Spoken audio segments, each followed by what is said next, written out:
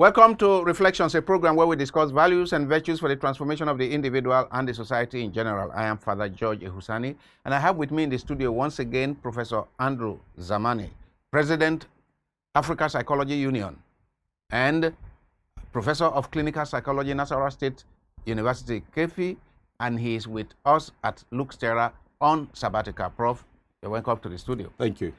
Now, the last segment we discussed this article in this Nigeria newspaper on called it Red Alert, how a majority of our youths are hooked to drugs. Now, is it only a youth phenomenon? Drug addiction, drug abuse, substance abuse in Nigeria, is it only a youth phenomenon? Is it possible that there are adults that have been into this? Is it possible that we have some leaders that are into this drug addiction? What is your opinion? Well, thank you, Father. It's not a youth phenomenon alone. Elderly people are involved. People in high positions are involved. And it will surprise you that whatever you see as an indication of drug problem among youths is just a microcosm of what exists among elders, and sometimes some of these people are highly placed. There are professions in which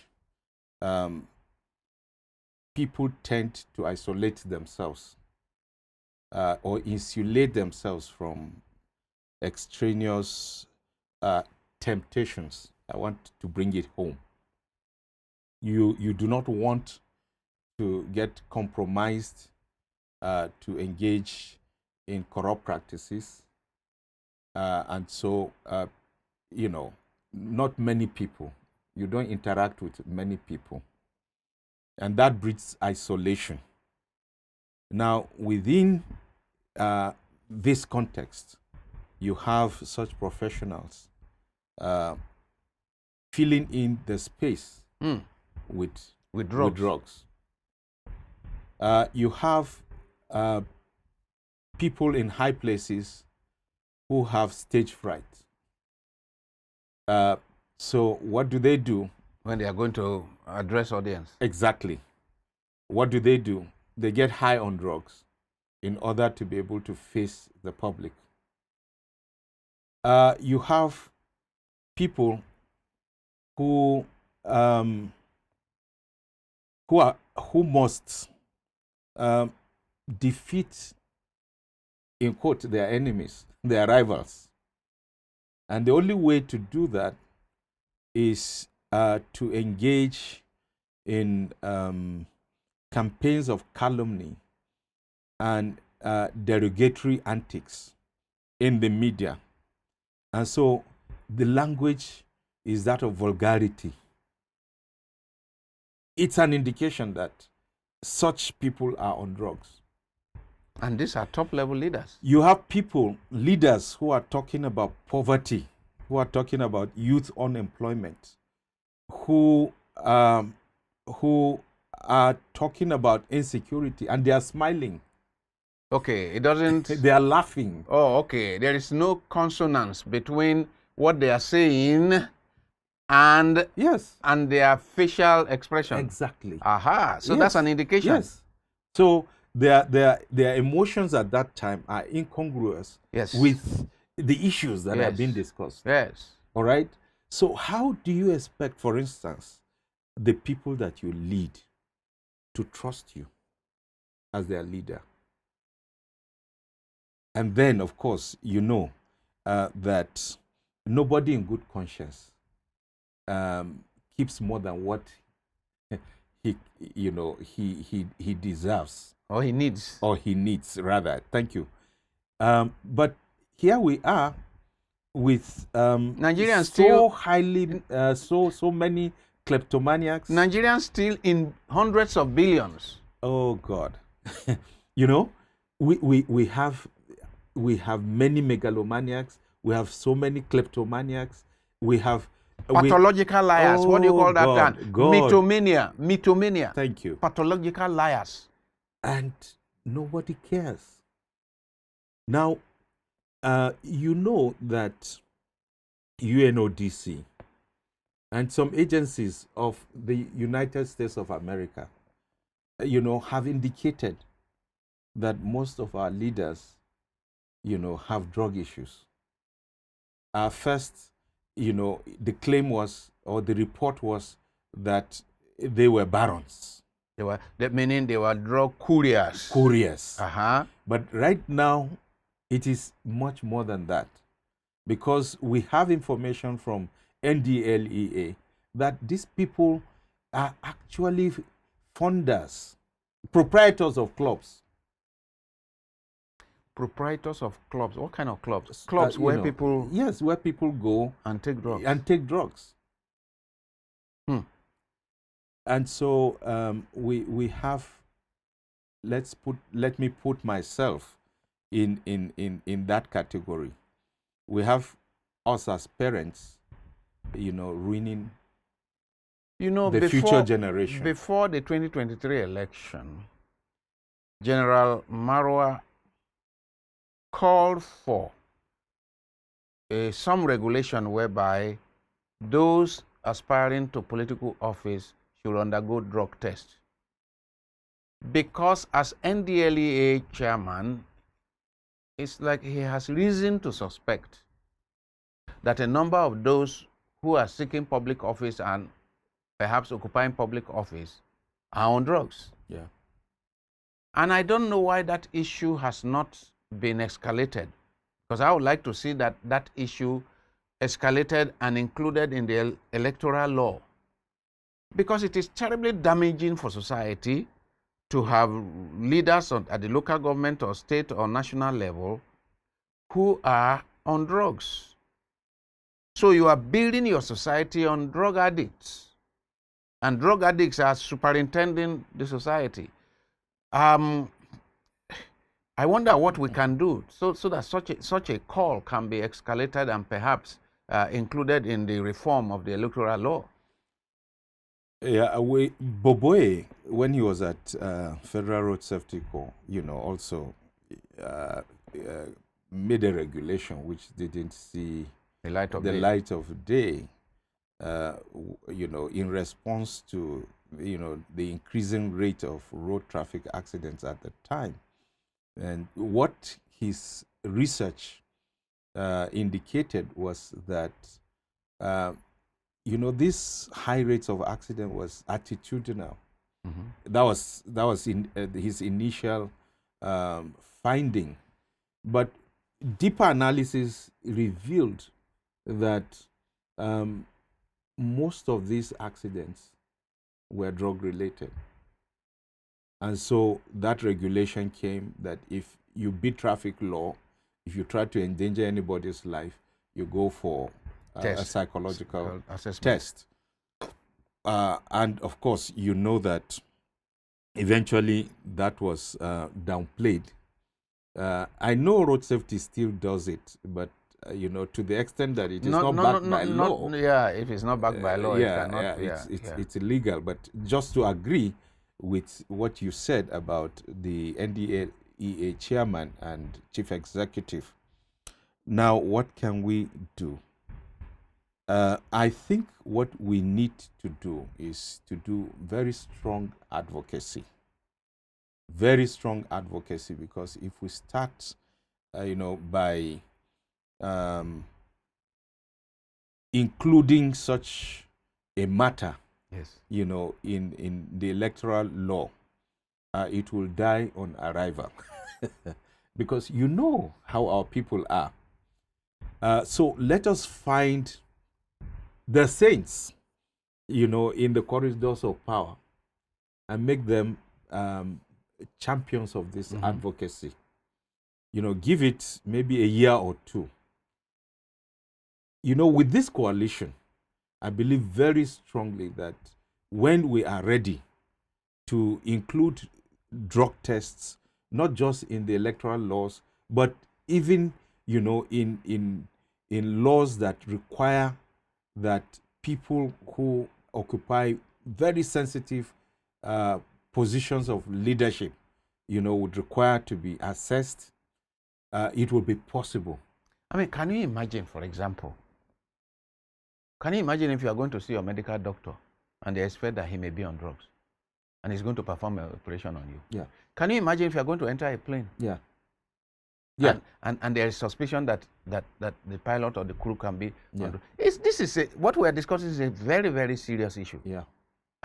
And then whether the person is a medical doctor or a pilot or whatever, the one who is superintending the society as president, as governor, as senator, as state or house of assembly, they should be clean.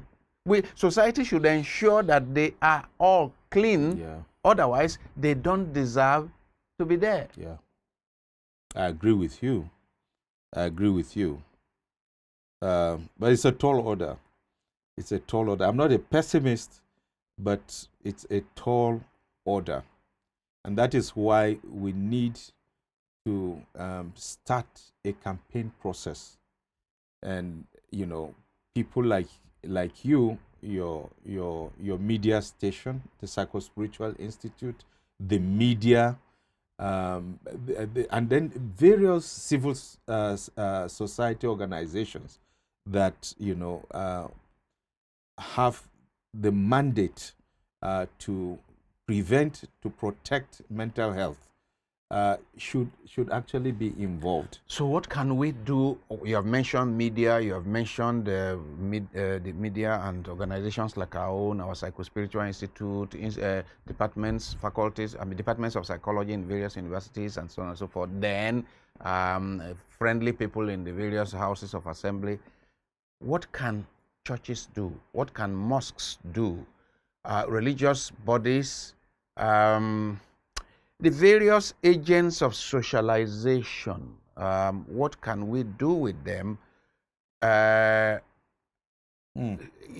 I mean, not everybody is going to come to your university to learn psychology. Not everybody is going to come to Luke's Terra to learn psycho-spiritual therapy.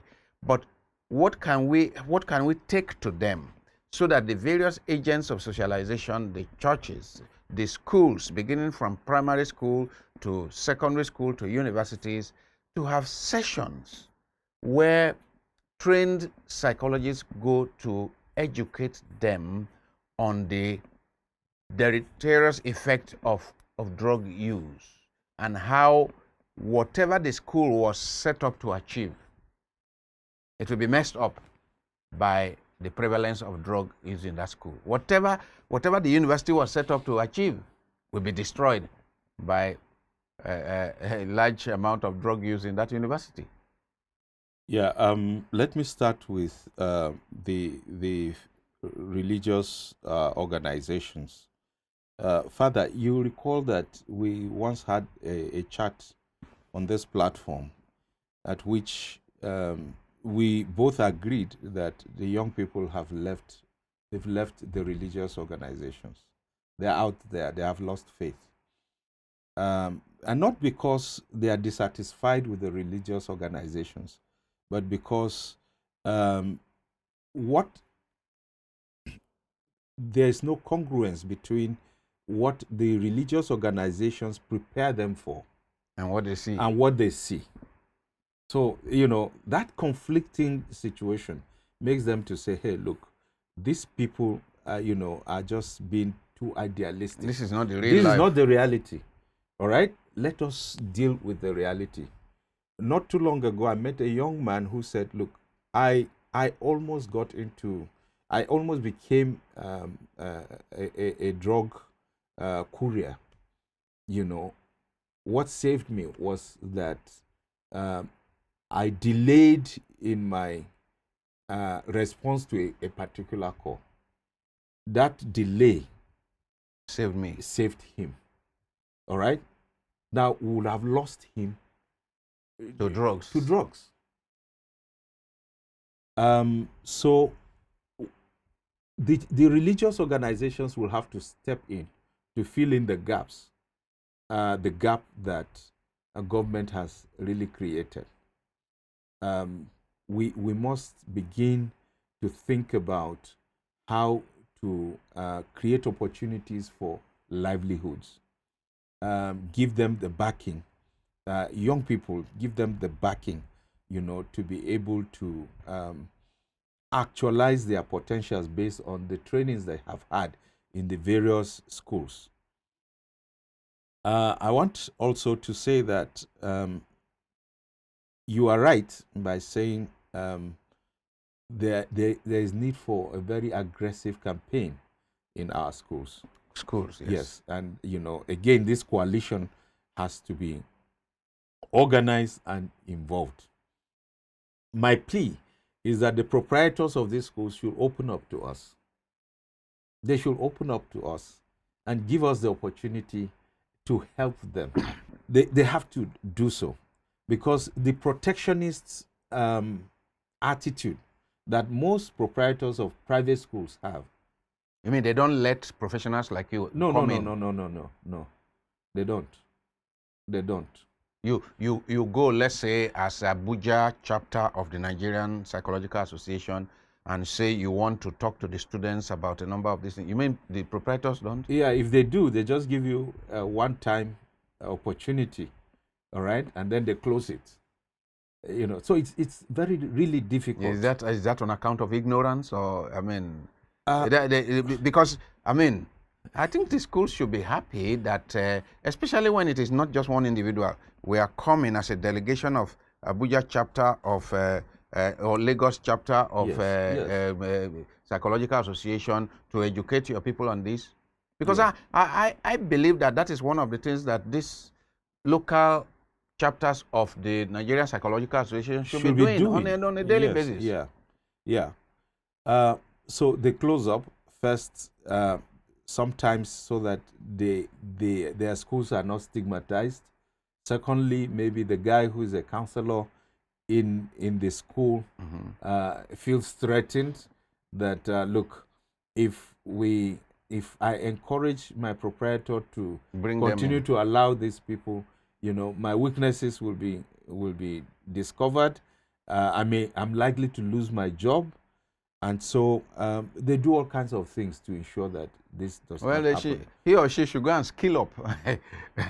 So that means that we probably will need to target career masters and school counselors, for skills upgrade, and also incorporate them in the advocacy and sensitization, which is what our short course here is all about, for something our basic psycho trauma healing course.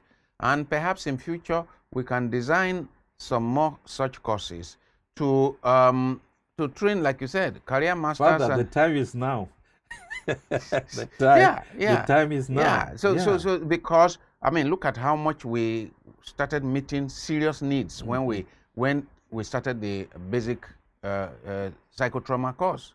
It means we may need general psychological awareness course that people can go to for 1 week and are better equipped to do this work in their schools. Primary school. So now that we need it not just in universities, but primary schools and secondary schools and tertiary institutions. We actually need that. We really need that. And I agree with you that there's no well-intentioned step that we take to mitigate our social problems that actually become vain at all. There's none that eventually is a futile exercise. No, we need all the initiatives we can get. Because the psychotrauma initiative that you had a few years ago has been of immense benefit, not only to religious organizations, but to hospitals. Oh, yes. Yes. Oh, yes. We have social workers who work in hospitals who are better informed about psychotrauma. We have nurses who are better informed. You have Medical doctors doctors, who yes. are better informed, even psychologists who are better informed. Yes. It was never an exercise in futility. It can only get better. So we're just expanding the space. Yeah. Let's do it, Father. No, we shall. Let's do it. We shall. I mean, for me, I would encourage anyone in this area, any initiative that will help the public awareness, that will help psychoeducation, because a lot of people are doing a lot of things. You see a lot of medical outreach. I mean, most of our villages in Nigeria, they only get medical help through some doctor or some philanthropist that takes some doctors to the village to do medical outreach. But those hardly ever include clinical psychologists, hardly ever include psychologists to do psycho awareness or assessment, you know. So I'm calling for all the people who do medical outreaches in their villages and so on to include mental health, to include mental health issues, so that people can be, as you go, you test people for diabetes, for high blood pressure, heart disease. Also test people for mental illness, because if the mental health is compromised, it will eventually affect the physiological health now. Absolutely. Absolutely. And like, I've always said, everybody needs a psychologist, but not everybody needs a doctor. Yes. Because if you're able to tackle it at that level, yes, then you wouldn't need to see the doctor. Yes. And by the way, our health services are so highly overstretched. Our doctors are overworked, because of this brain drain, the Japa syndrome, and so on and so forth. And those that are within, are not, very well taken care of. Yes. So there's divided attention, and there is a declining morale. I mean, now this looks like an aside, but it is related. We have doctors, resident doctors, threatening to go on strike.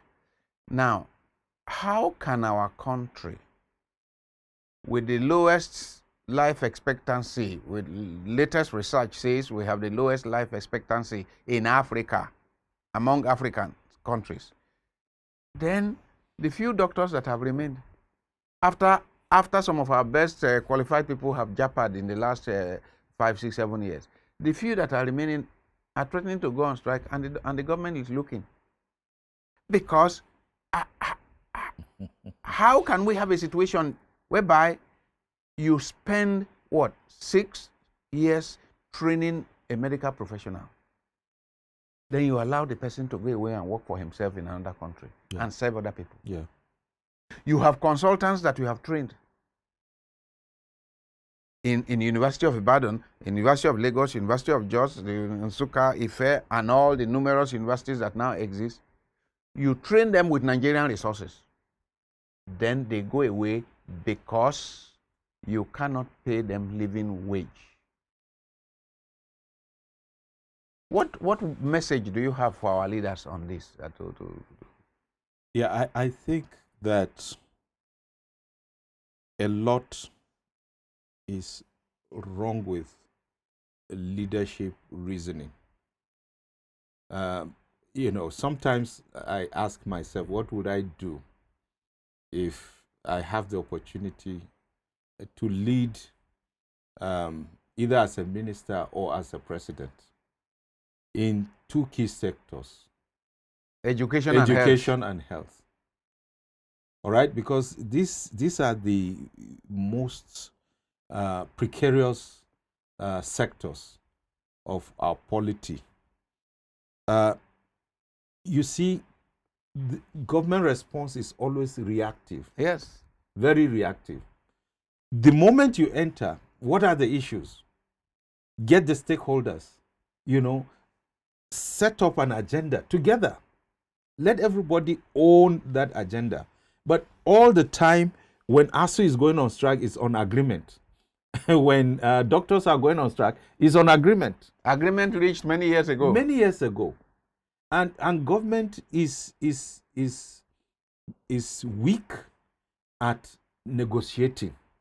All right? Usually because there is no moral courage to address these issues.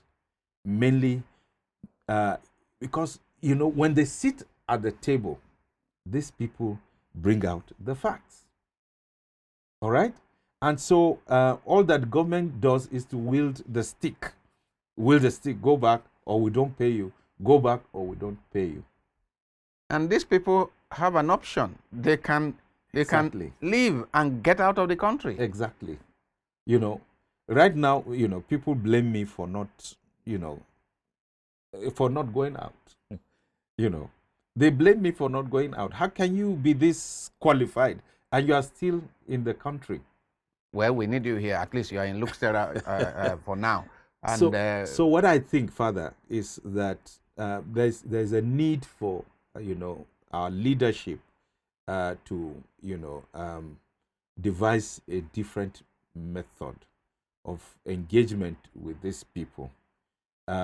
They are critical stakeholders in the health sector, and I believe very strongly that if we do health sector analysis together or education sector analysis together, we can now see what the gaps are, and then of course you call the